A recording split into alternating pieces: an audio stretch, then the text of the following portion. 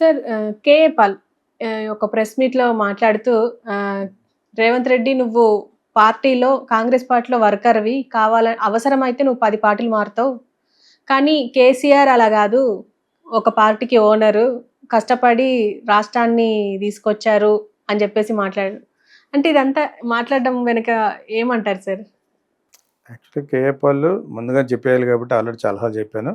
నాకు మంచి కావాల్సిన వ్యక్తి. ఒక 25 ఇయర్స్ నుంచి ఫ్రెండ్ బాను. మంచి వ్యక్తి రెవరెండ్. ఆయన రిలీజియన్‌లో ఉన్నంతసేపు ప్రపంచం అంతా ఆయన వంక చూసే లెవెల్‌లోకి వెళ్ళిపోయాడు.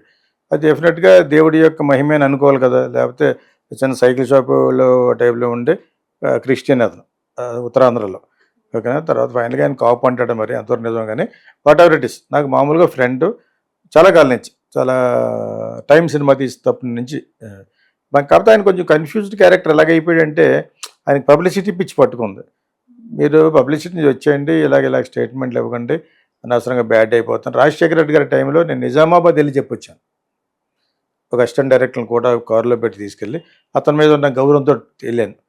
ఆయన గాడ్ సెండ్, దేవుడు పంపించాడు, నేను ఇంక చెప్పను అన్నాను. నిద్రపోయాను, మన్నాడు వెళ్ళిపోతున్నాను అన్నాను. మళ్ళీ కిందకి వచ్చేటప్పుడు నాకంటే ముందు ప్రెస్ మీట్లో మాట్లాడుతున్నాడు. హ్మ్. అందుకే అప్పుడు ఇంకా యేసుప్రభు నిన్ను కాపాడాలని వెళ్ళిపోయాను నేను. నేను అందుకనే చేస్తామను. నేను వెంకటేష్ అని ఒక అసిస్టెంట్ డైరెక్టర్, అల్లు వెంకటేష్ అతను కూడా వచ్చినాడు కూడా. సో వెళ్ళిపోయాం. వచ్చాం అన్నాడు. నైట్కి రాలేక అక్కడి నుంచి అదే ఫస్ట్ టైం నేను నిజామాబాద్ నుంచి అలా క్రాస్ అయ్యి వెళ్ళివ్వండి. ఎల్లోరా కేవ్స్, ఔరంగాబాద్, షిరిడి వెళ్ళాను అలాగా. కానీ దీనికోసం పర్టికులర్గా వెళ్ళి అప్పుడే బాగా చూశాను నిజామాబాద్ని. చూసి ఒక మంచి హోటల్లో ఉంటే ఇద్దరు అక్కడ ఉన్నాం. ఆయన నైట్ మీటింగ్కి వెళ్ళిపోయారు. ఆ మీటింగ్ కాక 27 మంది అంతా వస్తారు. క్రిస్టియన్ మీటింగ్ ఉంటుంది కదా, మత ప్రచారం కోసం వెళ్ళిపోయారు. అంత అయిపోయింది. మీరు ఇలాగ పాలిటిక్స్ మిక్స్ చేసి చేయొద్దని చెప్పాను. ఆయన ప్రతిసారి లేదంటాడు కానీ పబ్లిసిటీ పిచ్చి బాగా పట్టేసుకుంది.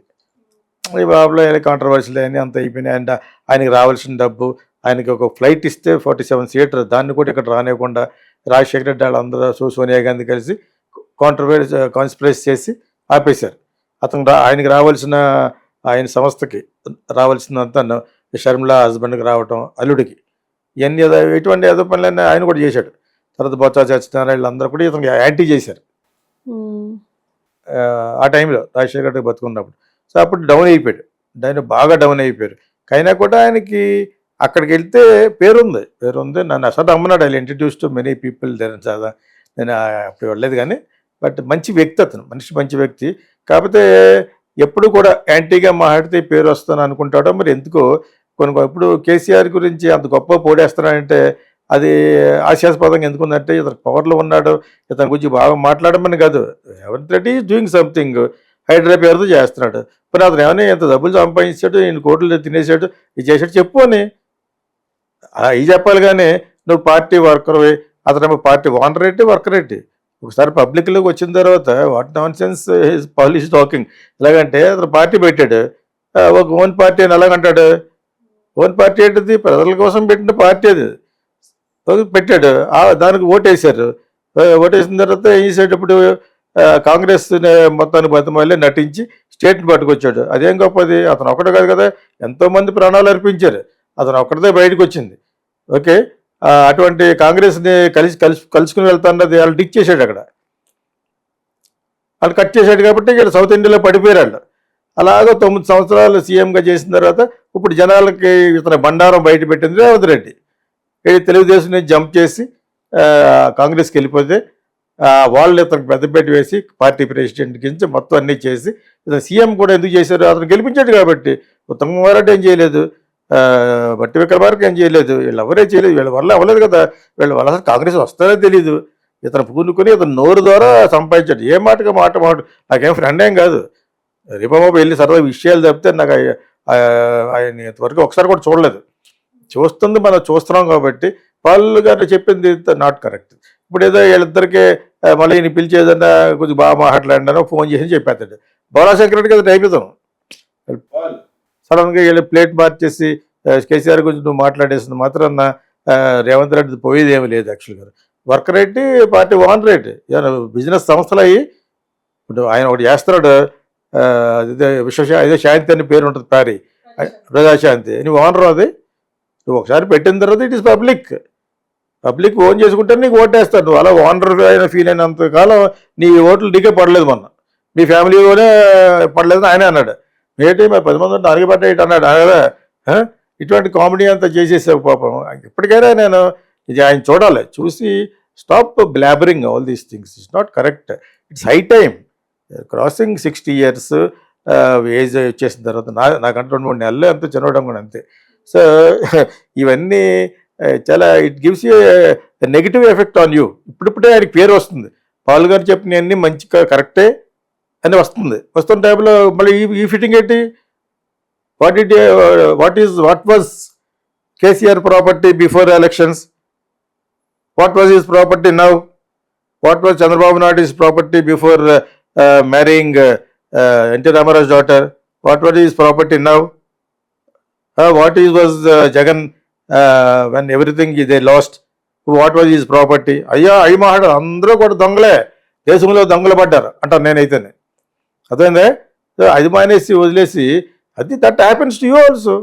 You are so comfortable today because of God అని you might say. Whatever it is, you are not born rich. You're not a born rich. I know that. He's not a born rich. But దాని తర్వాత వచ్చిన తర్వాత వాళ్ళ brother అతనే ఆస్తుల గురించే గొడవ పడ్డారు. అలా ఇప్పుడు ఇలా మాట్లాడితే అలా మాట్లాడవలసి ఉంది. అంటే నేను ఒకరితో పుచ్చుకుని రేవంత్ రెడ్డి గురించి మాట్లాడవలసిన అవసరం కర్మ నాకు లేదు. వాట్ ఈజ్ హ్యాపెనింగ్ అనేది సడన్గా నువ్వు you're talking about KCR as a owner. What is owner to do with this? What has to do with ownership? You lost it. తర్వాత మీరు ఎలాగ సంపాదించావు, నీ యొక్క ఆస్తిని ఏంటి, నువ్వు ఎలాగ అమ్మాయిలు ఎంజాయ్ చేసావు, ఎలాగ హీరోయిన్లు ఎంజాయ్ చేసావు అని వాళ్ళు చెప్తున్నారు. అది కరెక్ట్ కాదని నువ్వు ఒక ఇన్వెస్టిగేటివ్ ఆఫీసర్ లాగా వెబ్ సిరీస్ లాగా చేసి చూపించుకొని. Now you have a concept of web series. ఆ విధంగా రోజుకి ఒకటి చెప్తూ ఉంటాను ఈ టీవీలో కూర్చొని. ఆ టీవీ 9 వాళ్ళు ఇతనే 420 అని చెప్తే ఆ మళ్ళీ వాళ్ళ టీవీ 9లోకి వెళ్ళి కూర్చొని మాట్లాడతాడు. దేర్ వాజ్ వన్ వీడియో, నేను అది చెప్పాను వాళ్ళు అవాయిడ్ చేయండి అని. నాకు బాగా కావాల్సిన వ్యక్తిగా చెప్తున్నాను. ఇతను ఒక 420 అని, ఒక యంగ్ గర్ల్స్ తోటి ఇచ్చేసాడని అన్నీ వచ్చినాయి ఇతని మీద. టీవీ 9లో ఉంటుంది చూడండి. ఓకే, మళ్ళీ అదే టీవీ 9కి వెళ్ళి వాళ్ళు నేను వస్తానంటే వాళ్ళకి సరదా ఫన్ జోకం, వాళ్ళకి ఏదో ఫన్నో వాళ్ళకి వ్యూయర్షిప్ కావాలి. ఇతను అన్ని టీవీ ఛానల్ అసలు లేదు. వాళ్ళందరి దగ్గరికి వెళ్ళి వాళ్ళు పిలవకుండానే వెళ్ళి కూర్చుంటాడు. వస్తున్నానంటే మరి అతనికి ఆల్రెడీ జనాలు తెలిసిన ఫిగర్ కాబట్టి వస్తానంటే రమ్మంటారు. వాళ్ళు ఏదో తెంగర పేషెంట్లు వేస్తూ ఉంటారు అన్నమాట. ఆ టీవీ 9లో ఒకటి ఉంది, ఈయన కాలు గోలుగు మారదు, అది మారుతూ ఉంటుంది. కామెడీగాను, హెక్లింగ్గా, సార్కాస్టిక్గా మారుతూ ఉంటుంది. ఆ కర్మ అవసరానికి అది ఈయనకున్న నాలెడ్జ్కి, ఈయనకున్న పరపతికి ప్రపంచవ్యాప్తంగా అది ఈ కాలు గోడి కదా దానికి కూడా సరిపోదు, అలా మారుతూ ఉంటుంది. అలా మాడితేనే వాళ్ళకి వ్యూయర్షిప్ ఏదో చెప్తూ ఉంటాడు. అలాగా జరుగుతూ వస్తుంది. అండ్ ఫైనల్లీ అది become like and AP twin states joker అయిపోయాడు. ఆయన ఒక్కొక్క దేశంలోకి వెళ్ళి ఉంటే అక్కడ ఉన్న ప్రెసిడెంట్ మోకాళ్ళ మీదకి వచ్చి ప్రేయర్ చేసుకుంటాడు. ఆయన కొంచెం గుడ్డు బ్యాడ్ అని చెప్తారు. ఇప్పుడు సడన్గా వీళ్ళ ఓనర్షిప్ క్లీనర్షిప్ అంటే is doing well. Revanth Reddy is doing well. Prove him. ఇంకా ఆ టైం రాలేదని చూస్తున్నారు. వాళ్ళు ఎవరో ఫోన్ చేసి ఇచ్చేయండి అని ఉంటాడు. You're talking on behalf of KCR, KTR అంటే ఇలాగ చెప్పేసి ప్రూవ్ చేయి. అలాగే చంద్రబాబు నాయుడు ప్రూవ్ చేయి, జగన్ ప్రూవ్ చేయి. You tell about your self. ఆ టాపిక్లు ఎత్తుకోకూడదు. యాక్చువల్గా పాల్ గారు ఆ టాపిక్ ఎత్తుకోకూడదు. ఎత్తుకుంటే డీప్గా వెళ్ళిపోవాలి. ఇప్పుడు ఎలా నిలబడ్డాయినా మళ్ళీ కేసీఆర్ అన్న కొంచెం పుంజుకుంటే ఇతను పొగిడితే అంత చేస్తాడనమాట. ఒకసారి పవన్ కళ్యాణ్ వచ్చా నేను చీఫ్ మినిస్టర్ చేస్తానంటే ఈ జోక్ కదా, నువ్వు వాళ్ళు చేయటం ఏంటండి నన్ను. అతనికి స్వీప్ 23 సీట్లు. ఓకే, నువ్వు చేయగలవా? చంద్రబాబు నాయుడు మీరందరూ నా దగ్గరికి వస్తే మిమ్మల్ని నేను మెయిన్ ఉంటాను ఆ టైంలో మాట్లాడతాడు. ఇది హాస్యం కాకపోతే ఇటువంటి మాట్లాడడం వల్లనే అక్కడ ఉన్న కౌన్ కిస్కట్ యాంకర్లు కూడా లోకమైపోయావు. వాళ్ళు కౌన్ కిస్కట్ యాంకర్లు కాకపోతే ఏంటంటే what the hell you know people, those people అలా మాడతారు కొన్ని టీవీలో. ఇతను అలా చేసుకున్నాడు. ఇతను he has made himself like that. అలాగే చేసుకోకూడదు. ఇప్పుడు ఇలా మాట్లాడితే ఇలా మాట్లాడతారు. Entire world is against KCR and KTR. Against మాట్లాడట్లేదు. What was he before elections ఒక 10 years బ్యాక్? ఆయన ఆస్తి ఎంత ఇప్పుడు చెప్పు? అదే తెలియదు మీకు. అదేవిధంగా చంద్రబాబు నాయుడు ఆస్తి చెప్పు.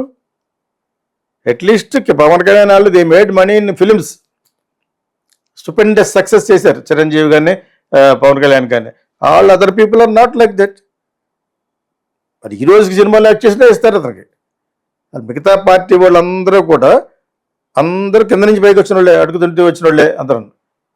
ప్రజల యొక్క డబ్బుతోటి, ప్రజల యొక్క రక్తంతో, ప్రజల యొక్క ఇది వాళ్ళకి అది రకమైన డెమోక్రసీ. డెమోక్రసీ ఏంటి?